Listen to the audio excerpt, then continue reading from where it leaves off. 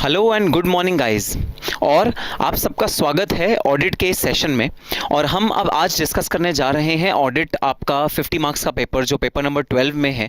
और ये अकाउंट्स के पेपर के साथ एक 50 मार्क्स का पेपर है which is audit. And audit is basically concern with verification, with checking.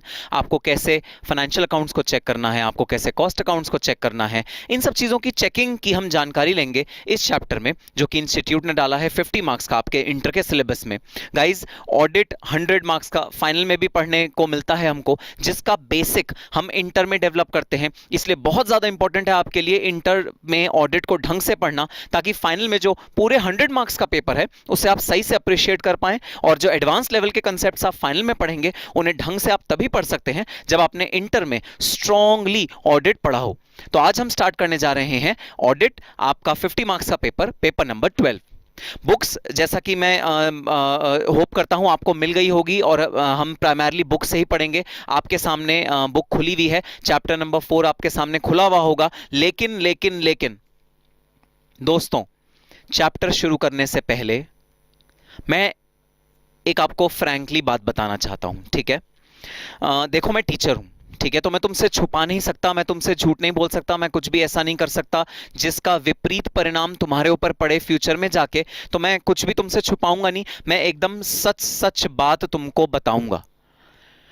देखो, अल्टीमेटली ऑडिट एक थियोरेटिकल सब्जेक्ट है, और थ्योरी मतलब रट्टाफिकेशन, रटना। तो आपकी ग्रास्पिंग पावर से ज्यादा आपकी रट्टाफिकेशन, आपके मेमोरी स्किल्स, आपकी मेमोरी कितनी स्ट्रांग है, आप कितनी जल्दी रट पाते हो, that is important in audit. तो आप कितने अच्छे से रट पाते हो, कितने अच्छे से याद कर पाते हो, कितने अच्छे तरह से एज इट इज वर्ड्स को रिप्रोड्यूस कर सकते हो अपने एग्जामिनेशन में, यहीं पर ऑडिट का असली स्किल सामने आएगा। और दोस्तों, ये कहने में मुझे कोई शंका नहीं है कि एग्जामिनर एग्जैक्ट वर्ड्स ढूंढता है, वो आपके अपने वर्ड्स में लिखे हुए पे मार्क्स नहीं देता। तो अगर आप ऑडिट में मार्क्स लाना चाहते हैं तो आपको एग्जैक्ट वही वर्ड्स लिखने पड़ेंगे जो कि इंस्टीट्यूट के मॉड्यूल में लिखे हुए हैं, जिसका अगेन मतलब ये है, बिना समझे, बिना अपना माइंड अप्लाई करे, आपको रट्टा मारना है ऑडिट का, from one word to the last word. और मैंने जितनी भी बातें अभी पिछले 1 मिनट में या 40 सेकंड में कही, वो सब बकवास थी। मुझे पता है आप वीडियो स्टार्ट कर रहे हो दिमाग में ये नोशन लेके, सर ये तो थ्योरेटिकल सब्जेक्ट है, इस सब्जेक्ट में हमको क्या समझने वाली बात है, इसमें कोई समझने की बात ही नहीं है, ये तो थ्योरेटिकल सब्जेक्ट है, सर ये तो हो जाएगा, हम रट्टा मार लेंगे, रट्टा मार के कर लेंगे, इसमें क्या समझना। ये बिल्कुल गलत नोशन है जो आपके दिमाग में है ऑडिट को लेकर। गाइज, ऑडिट एक 100% प्रैक्टिकल सब्जेक्ट है। जो क्वेश्चंस एग्जाम में आते हैं वो बिल्कुल भी रट्टाफिकेशन वाले नहीं आते। वो क्वेश्चंस आपकी नॉलेज को टेस्ट करते हैं, एप्लीकेबिलिटी को टेस्ट करते हैं, केस स्टडीज बन के आती हैं, वन लाइन स्टेटमेंट बन के आएगी जिसमें आपको कमेंट करना पड़ेगा, जिसमें आपने जितना भी रट्टा मारा हो, जब तक समझा नहीं है कॉन्सेप्ट तब तक आप अटेम्प्ट नहीं कर सकते क्वेश्चन। तो मैं आपको क्लास के दौरान कुछ प्रैक्टिकल एस्पेक्ट्स भी बताऊंगा, क्योंकि मैंने 4 साल ऑडिट किया है एक बिग 4 में, और बड़ी बड़ी companies, MNCs, partnership firms, corporate societies का मैंने ऑडिट किया है। तो मैं आपको कुछ प्रैक्टिकल चीजें भी बताऊंगा जो एक्चुअली ऑन ग्राउंड जब आप ऑडिट करने जाते हो तब आपके साथ आपको फेस करनी पड़ती हैं। तो वो सब हम इस क्लास में स्टडी करेंगे। बट प्लीज प्लीज प्लीज अपने दिमाग से ये नोशन निकाल देना कि audit is merely a theoretical subject and you just have to रट्टोफाई audit and you don't have to do anything else in audit. Audit समझने का नाम नहीं है, ऑडिट रट्टा मारने का नाम है। ये नोशन लेके आप क्लास में नहीं बैठ सकते। प्लीज ये वाला नोशन दूर रख दो और तभी हम ऑडिट को स्टार्ट करेंगे। तो ठीक है, आपके सामने नजर आ रहा है चैप्टर नंबर 4। सर, हम चैप्टर नंबर 1, 2, 3 कब पढ़ेंगे? दोस्तों, वो भी पढ़ेंगे, मैं सीरियल वाइज आपको सारी चीजें पढ़ाऊंगा, लेकिन मेरे जो स्टडी पैटर्न है उसके अकॉर्डिंग चैप्टर नंबर 4 का सबसे पहले हमको पढ़ने की जरूरत है, इसलिए हम चैप्टर नंबर 4 सबसे पहले पढ़ रहे हैं। तो आओ स्टार्ट करते हैं आज चैप्टर नंबर 4। लेकिन लेकिन लेकिन लेकिन स्टार्ट करने से पहले एक बात और, मुझे एक चीज बताओ भाई, ये ऑडिट का मतलब क्या है? सर, ऑडिट का मतलब है वेरिफिकेशन। हाँ भाई, बिल्कुल सही बोला तुमने। तो देखो, जो तुम्हारे वर्ड्स दिमाग में आ रहे हैं ना ऑडिट को लेकर, वो मैं लिखता जाता हूँ साथ में, तुम भी कहीं ना कहीं ये वाले वर्ड्स लिखते जाओ। तो तुमने सबसे पहला वर्ड जो बोला ऑडिट के रिस्पेक्ट में, वो बोला वेरिफिकेशन। हाँ भाई हाँ, verification is one very important word which is related to audit. और सर, और ऑडिट का नाम सुनते ही और कौन सा वर्ड दिमाग में आता है? सर एक वर्ड आता है चेकिंग, चेकिंग करना, वेरीफाई करना, बिल्कुल भाई। और एक वर्ड आता है एनालिसिस, एनालिसिस करना फाइनेंशियल स्टेटमेंट्स का या किसी भी चीज का, उसे बोल देंगे ऑडिट। ठीक है भाई, ये तीनों वर्ड्स तुम्हारे दिमाग में आते हैं। अब जरा फर्ज करो तुम कॉस्ट अकाउंटेंट बन गए, ऐसे तुमने टाई लगाई हुई है, जैकेट पहनी हुई है, और फर्स्ट अटेम्प्ट में तुम कॉस्ट अकाउंटेंट बन गए और तुमने अपनी प्रैक्टिस शुरू करी। और सपोज तुम टाटा ग्रुप ऑफ इंडस्ट्रीज के चेयरमैन से मिलने गए और उनसे तुमने कहा sir we are a cost accountant. Chairman ने कहा तो sir first attempt qualified inter and final. Chairman ने कहा तो sir final rank holder, rank आई है हमारी फाइनल में। चेयरमैन ने फिर कहा तो सर हम आपके अकाउंट्स का ऑडिट करना चाहते हैं, आप अपने अकाउंट्स हमको दो जो आपने बनाए हुए हैं, हम उसकी चेकिंग करेंगे और आपकी गलतियां निकालेंगे, क्या गलतियां आपने करी हैं। पता है टाटा इंडस्ट्रीज का चेयरमैन क्या बोलेगा? खुद अपने पैरों से जाओगे या मैं तुम्हें धक्के मारकर निकलवाऊं, बाउंसर्स को बुलाऊं? यकीनन टाटा इंडस्ट्रीज का चेयरमैन ऐसे बिहेव करेगा तुम्हारे साथ। अब चलो एक नॉर्मल सा एग्जांपल लेते हैं, टाटा इंडस्ट्रीज के चेयरमैन को भूल जाओ, मैं तुम्हारे घर आज शाम को आना चाहता हूं और मैं क्या करूंगा? मैं तुम्हारी अलमीरा को चेक करूंगा, मैं तुम्हारे रूम को चेक करना चाहता हूं, मैं तुम्हारा कबर्ड चेक करना चाहता हूं, मैं देखना चाहता हूं कि तुम्हारे रूम में, तुम्हारे कबर्ड में कहीं कोई अनएथिकल चीज तो नहीं है। मैं आज शाम को तुम्हारे घर आना चाहता हूं। हाँ सर आ जाओ, शाम तक तो हम वो सारी अनएथिकल चीजें कहीं छुपा देंगे। नालायक, मैं शाम का इंतजार नहीं करूंगा, मैं अभी साथ में तुम्हारे साथ चलूंगा। फिर कैसे छुपाओगे बताओ? तो अगर मैं आज शाम को तुम्हारे घर आना चाहता हूं, तुम्हारी अलमीरा चेक करना चाहता हूं, तुम्हारे घर का ऑडिट करना चाहता हूं, तो तुम्हारा क्या जवाब होगा? हाँ सर आ जाओ, हमारा दामन एकदम पाक साफ है, हमने कोई भी किसी भी तरह का कोई भी गलत काम नहीं किया है। अगर तुम शरीफ हो ना तो तुम मेरे को ऐसे जरूर बोलोगे, लेकिन अगर तुम्हें लॉ पता है, हमारी कंट्री का लॉ पता है, तो तुम ये बात नहीं बोलोगे मुझे। तो तुम पता है क्या कहोगे? तुम कहोगे सर आप टीचर हो ठीक है, लेकिन आपको ये राइट किसी ने नहीं दिया कि आप मेरे पर्सनल बिलोंगिंग्स को टच करो, मेरे पर्सनल रूम में आओ और मेरे पर्सनल चीजों का ऑडिट करो। सर ये राइट आपको मैंने नहीं दिया, और ये राइट किसी ने भी आपको नहीं दिया। आपको राइट है पढ़ाने का, आप मुझे डांटो अगर मैं सही से नहीं पढ़ाई कर रहा तो, लेकिन मेरे घर में आके पर्सनल चीजों से मेरे छेड़खानी करने का राइट, ये राइट मैंने आपको नहीं दिया और ये राइट किसी ने भी आपको नहीं दिया। Sir I will not allow you to enter into my home and do any personal investigation. Absolutely guys, आप मेरे को या फॉर दैट मैटर किसी भी थर्ड पार्टी आउटसाइडर को अपने घर में नहीं घुसा सकते, अपनी पर्सनल चीजें नहीं दे सकते। आप सीधे से बोलोगे तुम हो कौन, हु आर यू। सिमिलरली आप जब भी किसी कंपनी के पास जाओगे, सच यही है, वो लोग कहेंगे हु आर यू। अरे कौन कॉस्ट अकाउंटेंट, कौन चार्टर्ड अकाउंटेंट, हमें नहीं पता, हमें किसी ऑडिट की जरूरत नहीं है। हम कैसे अपनी पर्सनल चीजें तुम्हारे हाथों में दे दें? गाइज फाइनेंशियल स्टेटमेंट्स एक कंपनी के, बुक्स ऑफ अकाउंट्स एक कंपनी की, उसकी सबसे ज्यादा पर्सनल चीजें होती हैं।